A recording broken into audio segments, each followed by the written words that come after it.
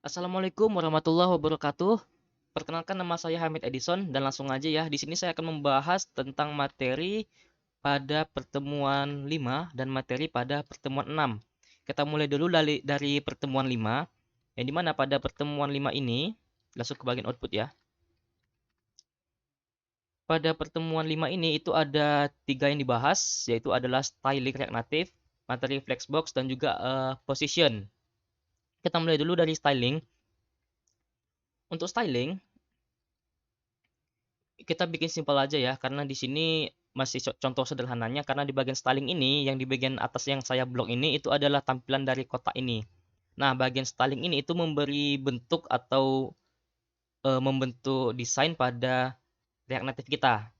Nah, pada bagian di bawahnya, pada bagian Asus ROG ini, itu dimulai dari line ke-20 sampai ke paling bawah ini.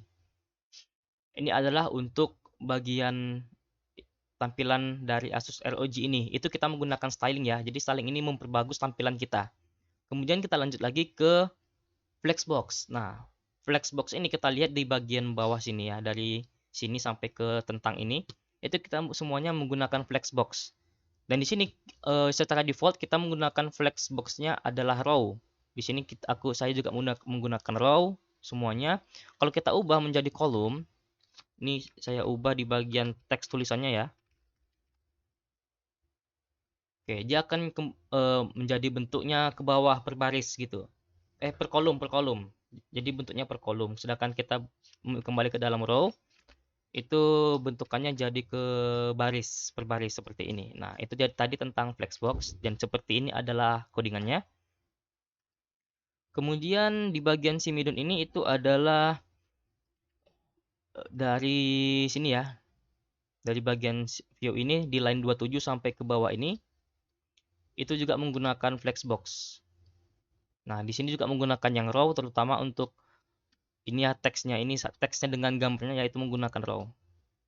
Oke, lanjut lagi ke bagian position React Native. Pada bagian position ini kita menggunakan yang namanya position absolute.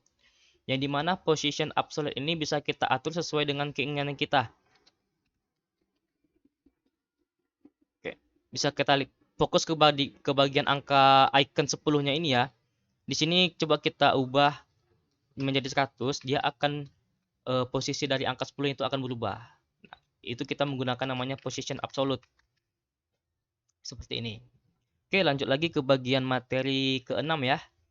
Materi ke-6 itu kita tentang Fake API dengan menggunakan JSON server.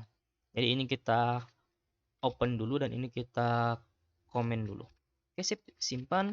Maka ini adalah tampilan dari Fake API dengan menggunakan JSON server. Langsung ke bagian sintaknya. Waktu belum nggak banyak juga ya. Oke, langsung sini. Di bagian sintak ini kita menggunakan yang namanya sebuah form ya, inputan untuk nama, alamat, dan juga posisi. Dan juga di sini menggunakan useState untuk sebagai fungsionalnya. Dan ini adalah untuk bagian buttonnya ya. Jadi kita ada 3 opsi yaitu simpan, update, dan juga delete. Ini kan langsung aja kita contohkan aja ya.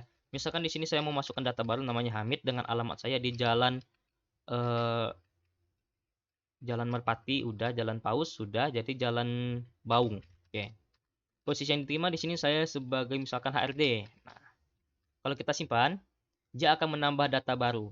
Dan di mana data baru yang kita tambah ini itu terhubung ke database.json ini. Ini adalah data yang sudah kita input pada tampilan output kita. Ini tadi yang sudah saya tambahkan. Dia otomatis akan menambahkan sendiri di bagian database.json. Dan gimana kalau kita menghapus? Kita coba hapus satu ya, si Adam, kita hapus dulu datanya. Maka di bagian database.json dia juga akan menghapus otomatis data si Adam tadi. Kalau kita update caranya di sini sudah saya setting dengan mengklik gambarnya ya. Di sini saya ubah Hamdan. Di sini saya akan update posisi si Adam, posisi si Hamdan itu dia naik menjadi dari sales menjadi atasan atau direktur aja sih. Direksi udah nggak apa-apa lah. Kita sebagai contoh aja ya, direktur. Oke. Kalau kita update, maka sales ini dia akan mengubah menjadi direktur dan akan diupdate juga pada database.json. Oke, sekian dari saya. Wassalamualaikum warahmatullahi wabarakatuh.